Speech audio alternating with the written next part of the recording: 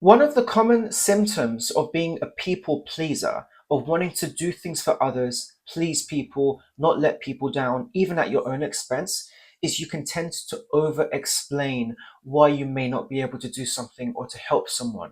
Over explaining is something that's quite common, and we don't even realize we're doing it. And to us, it sounds completely normal and reasonable to over explain, to just keep explaining and coming up with reasons why we're not able to help someone out or why we're not able to fulfill a duty or be there for someone. And to us, it makes complete sense to give all of these reasons, and it makes us feel a bit better because we're feeling so bad that we can't help that person. Well, in this video, I want to break down why we tend to over explain and what you can do about it.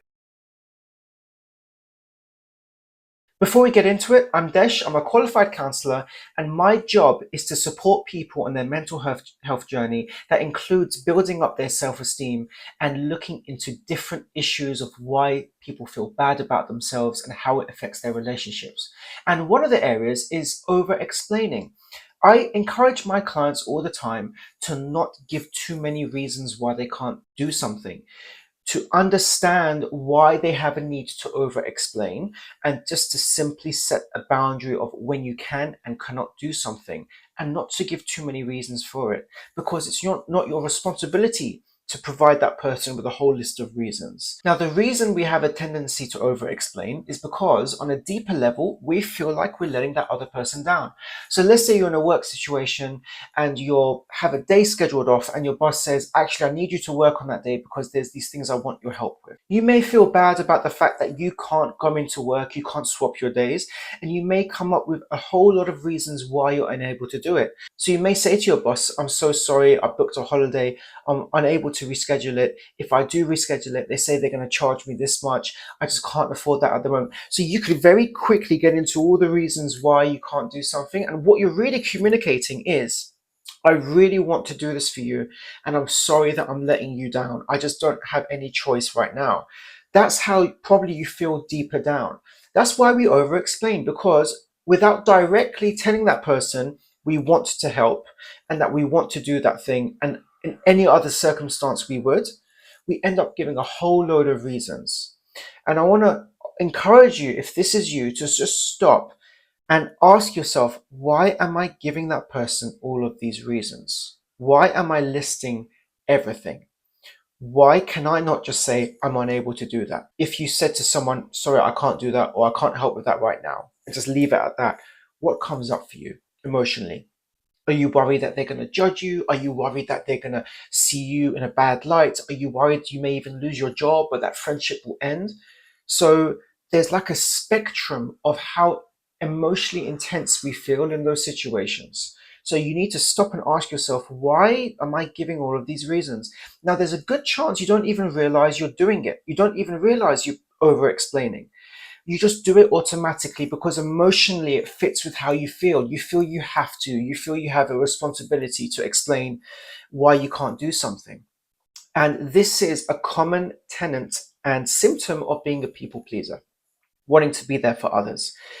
Basically, you've learned in your past that if I've said no to someone or haven't been there for them, they've led me to believe that I've let them down and that I'm a bad person. And I don't want to be a bad person. So in order to be a good person, I have to always help others out. This is like the classic people pleasing script. So over explaining is simply just a way for us to protect ourselves from that pain and hurt by making it as clear as we can to that person why we can't do something. But it ends up hurting us in the longer run because we end up taking responsibility for how that other person feels.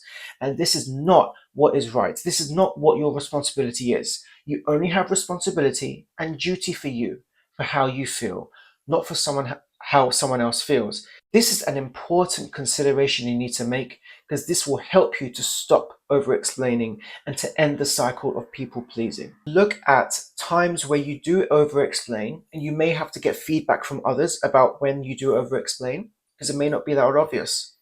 And ask yourself, what is going on for me then? Why am I giving all these reasons?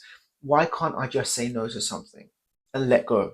Then from that answer, you'll be able to trace back where this may have began and what steps you can take to reduce it.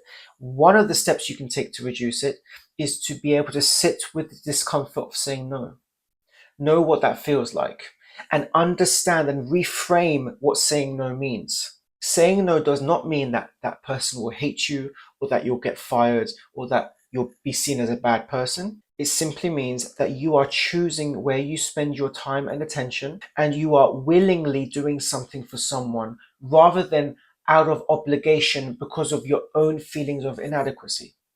So it's important you question yourself and start to reframe what saying no means, and this will help you break the cycle of over explaining. Comment below what times in your life you over explain, or what impact over explaining has for you. I'd be really curious to hear your thoughts and hear what you thought of this video as well. Please like and subscribe. There's going to be more content coming up very soon.